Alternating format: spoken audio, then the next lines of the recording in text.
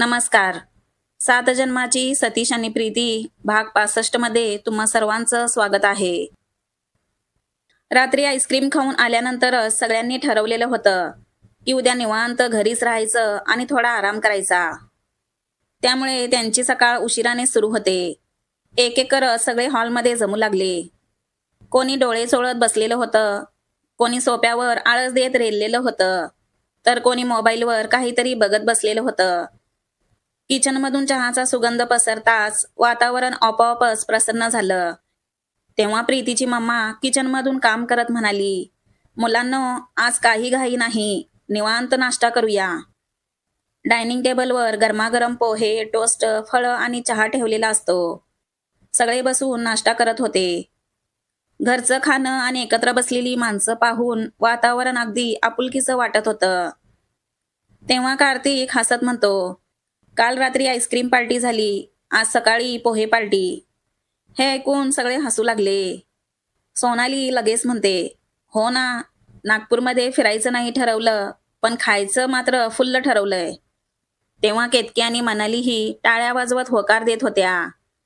अनिकेत निवांतपणे सगळ्यांकडे पाहत म्हणतो, अशा निवांत सकाळी एकत्र बसून खाणं हेच खरं फिरणं असतं. त्यांचं बोलणं ऐकून प्रीतीचे पप्पाही हसत होते.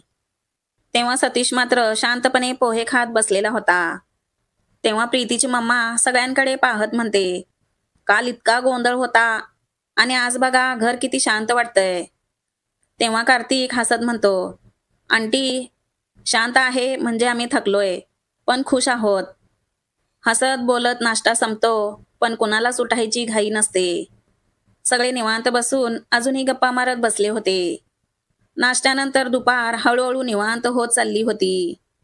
बाहेर जायचं नाही असं ठरवल्यामुळे घरातच काहीतरी मजेशीर करायचं असं सगळ्यांनी ठरवलं होतं.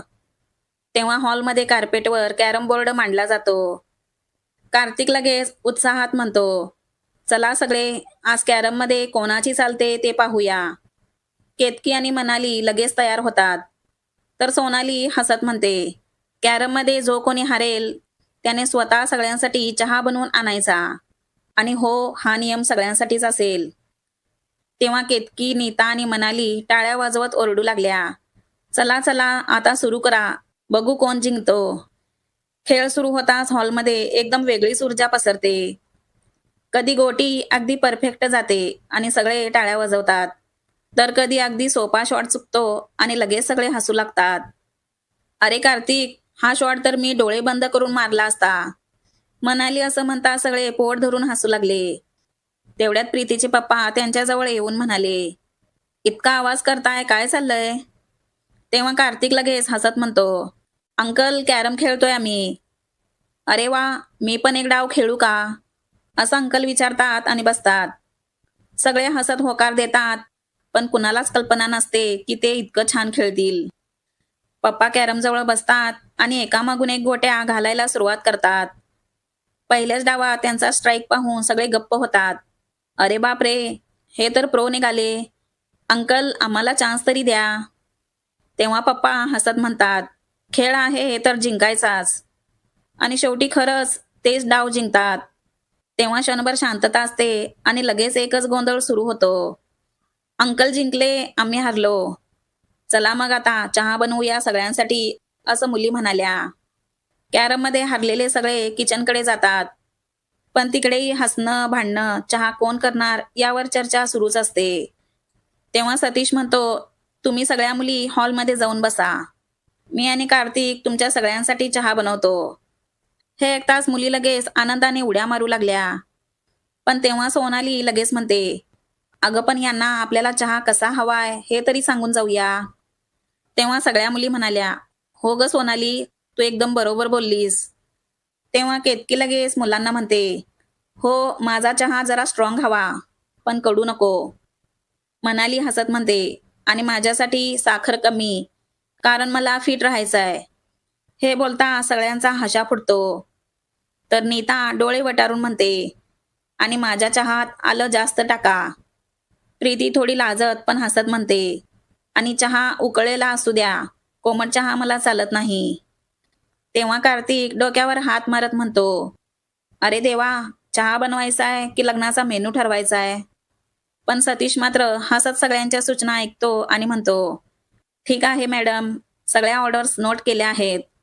तुम्हाला जसा चहा हवा तसाच मिळेल, काळजी करू नका. मुली हसत खिदळत हॉलमध्ये गेल्यावर किचनमध्ये अचानक शांतता पसरते.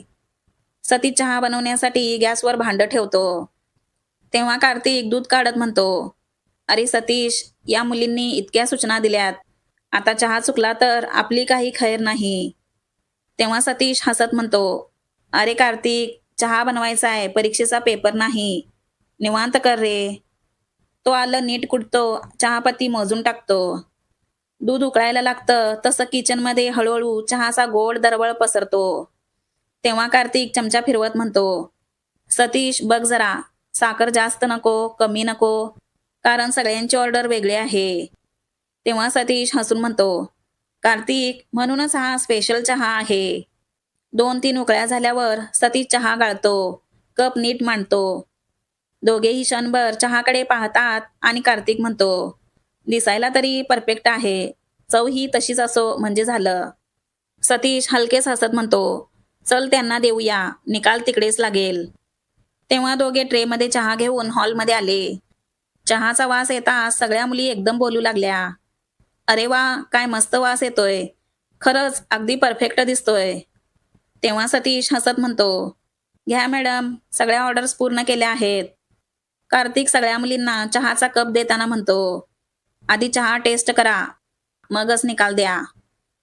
सगळ्या मुली चहाचा पहिला घोट घेतात आणि एकमेकींकडे पाहून हसून म्हणतात, चहा अगदी आम्हाला जसा हवा होता तसाच बनलाय, एकदम परफेक्ट. सोनाली तर हसतच म्हणते, यांच्या हातचा चहा पिऊन तर मला फिरण्यापेक्षा जास्त मजा आली. तेव्हा मनाली ही हसतच म्हणते, लग्नानंतर यांच्या बायका खुश राहतील, कारण हे एवढा मस्त चहा त्यांना रोज बनवून देणार. तेव्हा सगळ्या मुली पोट धरून हसू लागल्या. कोणालाच हसू आवरत नव्हतं.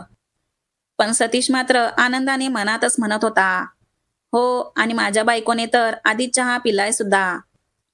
तेव्हा कार्तिक मात्र डोळे मोठे करूनच म्हणत असतो, अगं आमच्या बायका तर खुश राहतील, पण तुमचे नवरे काय करतील बघा. म्हणजे तुम्हाला काय करता येतं का? कार्तिकचं बोलणं ऐकून सगळ्याच मुली एकदम ओरडू लागल्या, ए कार्तिक, काय बोलतोस तू? क्षणातच सगळ्या मुलींनी सोफ्यावरचे पिलो उचलले आणि हसत खिदळत कार्तिकच्या पाठीमागे धावू लागल्या. तेव्हा कार्तिक जीव वाचवत हॉलवर पळू लागतो आणि हॉल पुन्हा एकदा हशा आरडाओरड आणि मस्तीने भरून जातो. सतीश मात्र थोडा बाजूला उभा राहून हे सगळं शांतपणे हसत बघत असतो. त्या गोंधळात सोनाली त्याच्या जवळ येते आणि हलकेच हसत ती म्हणते, सतीश, मनाली बरोबरच म्हणत होती, तुझी बायको म्हणजे प्रीती खूप लकी असेल, कारण तू असा मनापासून चहा बनवून देणार तिला. सतीश क्षणभर न कळत म्हणतो, हो, पण लगेच त्याला काय बोलून गेलो याची जाणीव होते. तेव्हा तो थोडा चकित होऊन सोनालीकडे पाहतो. तेव्हा सोनाली त्याचा तो चेहरा पाहून हसते आणि म्हणते, सतीश, असं चकित होऊन बघू नकोस मला, मला सगळं माहीत आहे.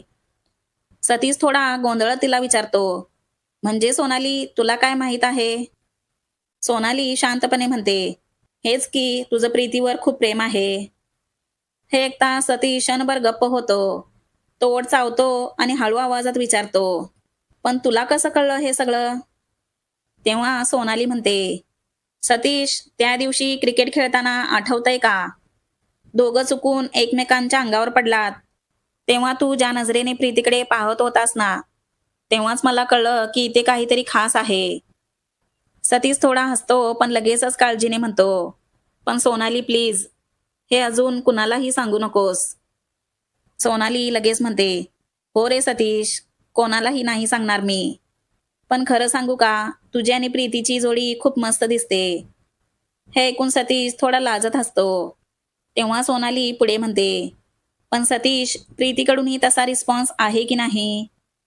तेव्हा सतीश थोडा विचार करून म्हणतो, अजून तरी नक्की असं काही सांगता येणार नाही, पण थोडं थोडं दिसतंय. तिच्या बोलण्यामध्ये, वागण्यामध्ये आणि कधी कधी तिच्या नजरेत दिसतं. पण सोनाली, अजून ठाम असं काही सांगता येणार नाही. सोनाली त्याचं बोलणं ऐकून हसते आणि त्याच्या खांद्यावर हलकेच थाप मारत म्हणते, सतीश, पण तू काळजी करू नकोस. तुझ्यासारख्या हँडसम हिरोवर एक दिवस ती सुद्धा फिदा होणारच याची मला गॅरंटी आहे. हे ऐकता सतीशी न कळत हसतो. क्षणात दोघेही खळखळून हसू लागले. तेव्हा त्यांच्या त्या मोकळ्या हसण्याचा आवाज हॉलभर पसरतो. तेवढ्या थोड्या अंतरावर उभी असलेली प्रीती त्या दोघांकडे पाहते आणि स्वतःशीच पुटपुटते, हे दोघं एवढं का हसत असतील? नक्की काहीतरी गुपित असेल दोघांमध्ये. तुमच्या घरी देखील कधी पुरुषांनी चहा बनवला होता का? आणि तो चहा कसा बनला होता हे मला कमेंट करून सांगा. आणि हा भाग आवडला असेल तर एक लाईक आणि चॅनलला सबस्क्राईब करा.